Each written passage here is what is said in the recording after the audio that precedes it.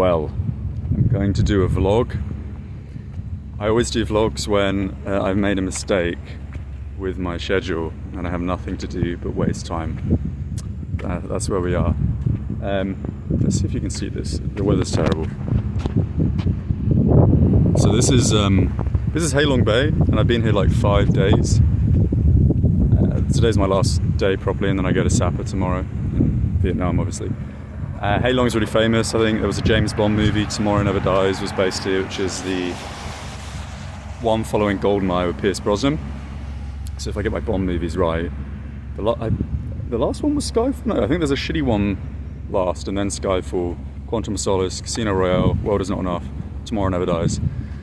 And yeah, you know, Halong is really not a particularly nice. Obviously, the bay and Cat Bar is probably really beautiful, but I chose to go to Halong because I didn't really have much time.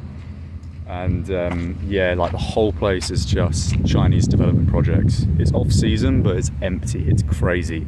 It's like Las Vegas with no people. And actually, to be fair, Las Vegas doesn't always have that many people now, but it's really deserted when I arrived. It's just endless sky rises, just the biggest strip I've ever seen in my life of restaurants, and not a single person in any of them. I don't know how they're functioning. I assume they don't pay rent. That's what I'm assuming, because obviously they want to maintain the image that there is tourism here, so there's no way they can pay rent. They're not even selling a fucking bowl of rice a day.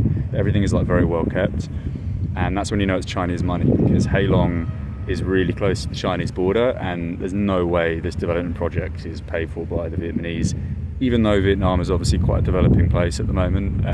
The capital and the level of expenditure and expansion is it's classic Chinese. The one nice thing is it's not particularly trashy at the moment. So that's the only difference between, like, let's say a Soviet semi-abandoned beach town, like places in Issyk from the collapse of the Soviet era. Those are fucking rough. So yeah, the last day, 5 days, I've been doing a little bit of administration, and then the day before yesterday, or 3 days ago now, I had the most insane chest pains ever. And I'm super healthy. I thought I was going to have a heart attack, it was that bad. And it lasted for 3 days straight. At some point you're supposed to go to the hospital during that period, but I refuse to go to hospitals, generally speaking, unless I'm literally about to die. So yeah, I'm still alive, but I probably should get that checked out at some point. So because of that, I didn't really, and the weather, as you can see, has been really shit. I didn't really want to venture out. I was going to take a tour, and the tours are pretty good value, to be fair. It is off season as well. But because of the rain, I kind of I just kind of withheld my decision a bit, and then I looked into the tour and thought, you know what? I fucking hate tours. They're the worst thing. It's so like, they always want tips, and it's so like, give me your money, and just filled with like fat Americans and just fucking loser beta Brits. It's all very negative. But today, I was like, fuck it, I'm just going to take the boat to Cat Bar. And of course, according to the internet, there's bullshit Google AI stuff that's just ruins everyone's research at the moment. Will continue to do, no doubt. Every time you Google something, it's just wrong. It said 9 AM off season on the updated blogs and websites, and it's not 9 AM, it was 8 AM. I've missed that. And there's no bikes here, there's no taxis, because there's such a demand for jobs here, because there's so much construction and stuff ongoing, that like ordinarily you'd order like a Grab, and a Grab is like an Uber driver. And obviously in Hanoi, like, it takes you 0.1 of a second to pick a driver up for either food delivery or for taxi services. And here, there's no one. In fact, yesterday I was in a coffee shop all day, and I had the app running on food for the entire day from like 7 AM till 10. No drivers. And the other part of it is that you get a taxi mafia, which you also find in a lot of beach places in Soviet kind of countries. And what they do is they bully the people that work for like Uber and stuff, like literally bully them, sometimes attack them. This is really common in, like, another prime example actually is Azerbaijan with the Yandex. If you cross from Andijan to the border, there's no drivers. A, because they know they can just fuck people over with cash, they don't even need the app because they've got a monopoly on it. And B, like in the Bishkek border, holy shit, in Kyrgyzstan, I took a taxi with someone, Yandex, and the young driver was like full on, like nearly attacked by the mafia. So you have that here as well. And it's just, they're fucking lazy. People that don't use Uber as drivers are fucking scum. Like everywhere in the world, if you're a taxi driver and you don't use Uber or an equivalent app, it's not on principle. If they tell you that they're lying, it's because they know they can steal from people. Taxi drivers are the most notorious scumbags on the planet, and everything's regulated when it's on an app. People pay by card, they can get refunds. Your ability to work is based on your service, because obviously your rating goes down if you misbehave. You can get your account banned and stuff. So you actually have to do your job properly. And they don't like doing that. So they literally just, honestly, like yesterday, I was trying to order food, coffee shop next to where I was staying. I was at the window from 7 a.m. till 10 p.m. Group of drivers. They just hang around by themselves doing fuck all, smoking, literally spending more than they make, just hoping to get that one like 18-year-old young European tourist, American tourist that they're going to fuck over when they get to the destination and take like $20, $30 off them. And clearly it works, otherwise, you know, they wouldn't be hanging around. But clearly it does happen, not too often, not too irregularly. So yeah, there we go. So Halong, Vietnam's great. It's obviously off season, but it's a great country. Like that's why it's the prime place to visit at the moment. It's the cheapest place I've ever been. Definitely the cheapest place I've ever been in my life. That's on an average. So there's certain things that are like slightly cheaper elsewhere. So taxis are obviously cheap, but like they're half the price in Pakistan or Bangladesh or like Iraq or places like this. If you use like the equivalent apps, I use apps a lot because it's just more efficient than having to haggle and, you know, if you get scammed when you get to the destination, the apps are the best. Food and transport here is the cheapest in the world by far, man. Oh my god. Like a meal here is about 60p, 60, 70p starting price. Like a good place is still like a couple of quid. Accommodation starts from like £1 a night. I'm going hiking for, it's going to be freezing. I'm going to go hiking in a few days for a week. Actually more than that, I think it's like 10 days I booked. And there's like this mountain lodge, 1,000 reviews, and it's got 9.5 for 1,000 reviews. It's like the place to go, and it's $1.50 per night. I mean, you just people are paying now in Europe, or you know, in the West. It's fucking crazy, like idiots. Yeah, people that make 70, 80 grand in London, by the time you calculate your outgoings, your rent, your utility bills, transport, insurance, all the various taxes, your salary's shit. Someone with like 20 grand or 25 grand GBP in Vietnam is making more than someone that makes 80 in London, period. 100%. Like the average person, 100%. Because just it costs nothing to live. So really good country, really liked it, liked Hanoi.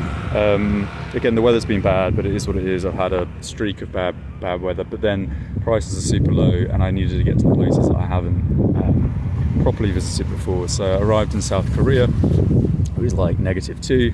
Oh, very cold. I liked South Korea, and then went to Taiwan for 2 weeks. The weather was much better there. Liked Taiwan as well. Taiwan was great. And now Vietnam. Vietnam was great. Even Bangladesh, I was really pleasantly surprised by Bangladesh. So yeah, it's been a pretty good run. The only place I was a bit disappointed with, but I knew that anyway. I only went there because I initially went there for the trekking, but then my lungs were ruined by the pollution and the altitude and the temperature. Honestly, fucking the most tourist place I've ever been in my life was Nepal. Nepal is awful. And I left it for 10 years because I already knew I don't like going to places where I fundamentally disagree with it's not necessarily the politics, it's like the scam culture. So for example, I don't like Israel, but I've been there twice. Definitely had the worst immigration experience out of any country in the world in Israel. Fundamentally not very nice people. But I went there because, you know, just because I disagree with the politics, like the government, I still want to visit. What I don't like is when people fuck over their guests and like they're like inherently criminal. Israelis aren't inherently criminal, it's just I don't agree with their culture. But there are cultures that are inherently criminal, which is so much worse. So like India, prime example, everyone's like a total scammer.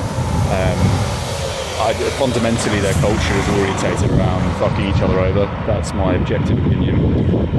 I think so. I think based on, I've met probably like 4,000 Indians in my life, spoken to at least 4,000 Indians over 120 countries in 10 years of continuous travelling. So, and that's not just India, so most cultures I've gauged based on experience, not watching a YouTube video, not going to the place, actually really objectively looking and making a decision on what I think are certain cultures. So I would put the two countries I've just mentioned, aside from Nepal, right at the top of my dislike list as a traveller. But Nepal, just fuck.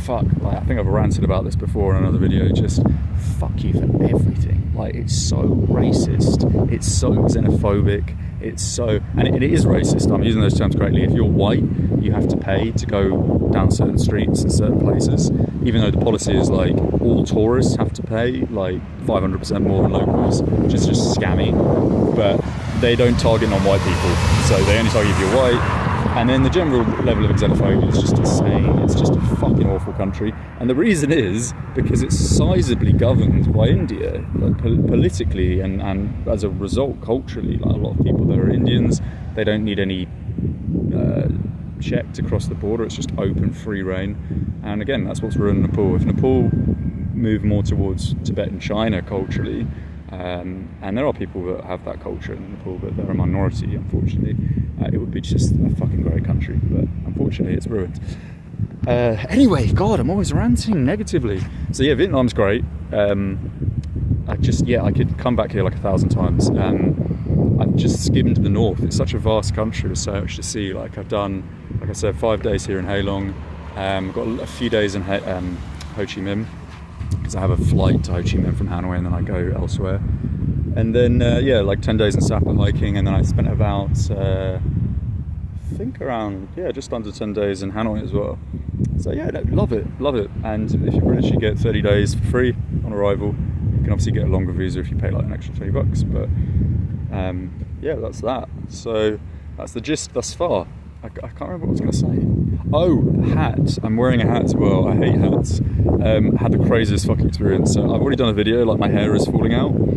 That's not why I'm wearing the hat, actually. I had beautiful hair, like just gorgeous lock-like hair a few days ago. And I hate going to barbers because they're fucking idiots, like taxi drivers. And I went into this barber, I eyed it up, I was like, this looks like a legit guy, he's not going to scam me. Like, old, so experienced, he's still in business, he's got a nice little shop, looked perfect. And I did this, so I'm explaining, okay, so I just want like that much off the top, just that much off the top, blah, blah, blah. Like I've said for 32 years of my life, or at least my adult life, to every barber and hairdresser I've ever been to, and I've never had this problem. The guy takes clippers and just puts them straight across my head on the shortest, like straight down the middle. I was absolutely shocked. I didn't know whether I should kill him, stab him in the face, cry. I didn't know. I was just utterly fucking shocked. It's just unbelievable. So basically now I have like no hair, as you can see there. That's the size. I'm not going to show you. Obviously I'm losing my hair a little bit as well, so it just doesn't look great. I look a bit like a dad bod now, especially with the hat and the shirt. So, and yeah, my hair was great. Like, my hair was absolutely fantastic. I wasn't losing my hair enough that it was like crazy. I would probably have like 3 years of good hair, and that guy has just like fucks my trip up for like a few months for various reasons. It just looks awful, really awful. So yeah, I think people like that should be killed. Like, honestly, like, if you're that thick, fuck me, you should just be fucking gunned down. So that's the gist. Yeah, looking forward to the remainder of this trip. I say remainder, my trip is endless, obviously. But I'm looking forward to getting back to Central Asia. That's my game plan. I'm slightly unfortunate that I'm entering at a kind of off-peak time, temperature-wise. It's going to be like negative 15 when I hit certain ranges along the Chinese, Kyrgyz, Tajik border. It's going to be fucking cold, but I'm excited to get back. I love Central Asia. I think it's the best place in the world. I love it. So there's that, and then I'm going to try and hit Iran and Turkmenistan again. I was going to do North Korea actually, and it's been closed for a while, and I think it just turns out that a few days ago they've reopened. I've already paid for my transport elsewhere, so that's a little bit annoying because I was actually right next to North Korea. That was the original plan, on the Chinese side obviously. So yeah, that's that. Turkmenistan and Iran, that's the next big game plan. And I'll bang Syria in as well, because I tried to go to Syria before, as I said in the video. They rejected my visa, and since the US-Israeli orchestrated coup, apparently the border's now just open and there's not really an immigration checkpoint. So that's going to be like, yeah, probably late this year. Bang all three out, hopefully. Iran's going to be difficult. I think I can do Turkmenistan. I just have to spend a little bit more money, but I think I can get that visa. Iran will be an issue, but I really want to go to Iran. And then, yeah, the long-term plan is Russia, I think. I want to try and get to Russia, but they already rejected me for the second time. So my history with Russia is clearly not so good. It's not because I'm doing anything wrong. It's because they have this fucking stupid policy that you have to apply for your visa in your country, your domicile, your place of origin, which is fucking retarded. Oh, Yemen as well. I'm going to do Yemen this time. Yemen's easy to get to. It's just they have a stupid policy as well, where you have to get the visa in the country that you're entering Yemen from. Dumbest shit ever. So yeah, that's going to be coming up this year. I'm really excited for Yemen. I think Yemen's one of the gems of the world. So yeah, Yemen, Turkmenistan, Iran, Syria, Russia, and then after that I think I might scoop up, because I don't want to use the word complete, it's not super appropriate, but the only other countries I have left in mainland Asia would be Bhutan and North Korea, and then in addition to that there's East Timor, there is Papua New Guinea, Solomon Islands, Nauru, Vanuatu, Kiribati, Fiji, Tuvalu, Marshall Islands, and another one begins with M, I forget, another set of islands. Anyway, so those are the long-term ones, and yeah, I think I'll leave Africa for last. I think I can do, Africa's going to be one big trip, I think, in like a year and a half. Do everything in Africa for sure. It's just I need visas for most of the countries, as most people do, so that takes a lot of time. A lot of money and a lot of corruption. So yeah, anyway, I'm ranting. 7:32, we'll leave it there.